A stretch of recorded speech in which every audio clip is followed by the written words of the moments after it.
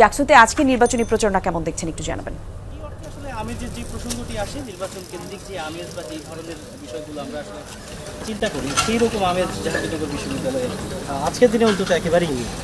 বরং আমরা এই মুহূর্তে মুরাদ চত্বরে রয়েছি, নতুন কলা ভবন যে জায়গা থেকে বলা হয়।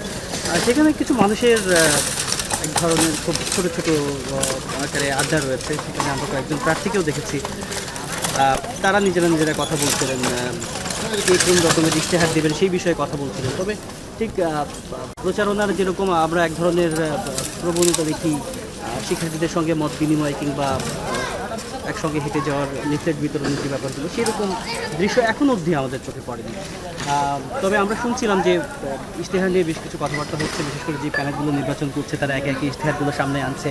যেহেতু আর এক সপ্তাহের মতো সময় রয়েছে, 11 তারিখে তাদের ভোট হবে, সেই সময়ের মধ্যে কীভাবে গুছিয়ে নেওয়া যায় এবং ভোটের যে সার্বিক যে প্রস্তুতির জায়গাটি সেটি কীভাবে এগিয়ে নিয়ে যায় সেই বিষয়গুলো নিয়ে তাদের মধ্যে আমরা কথাবার্তা শুনেছি। তবে খুব একেবারে যেহেতু শনিবার, ক্লাসেরও সেরকম আসলে তারা নেই, সুতরাং ক্যাম্পাসে শিক্ষার্থীদের যেরকম উপস্থিতি থাকবার যে বিষয় সেটি আসলে নেই, বরং হল কেন্দ্রিক যে যোগাযোগ সেই ব্যাপারটি হয়তো রয়েছে। এর একটি বিষয় যে জাহাঙ্গীরনগর বিশ্ববিদ্যালয়ের যে নির্বাচনী আচরণবিধি সেটি আসলে খানিকটা একটু শক্ত থাকে, অন্য বিশ্ববিদ্যালয়গুলো থেকে খুব শক্ত থাকে। আসলে এখানে প্রচার বা প্রচারণার যেই ট্রেডিশনাল কিংবা সেই গতানুগতিক যে ঢং তার থেকে খানিকটা।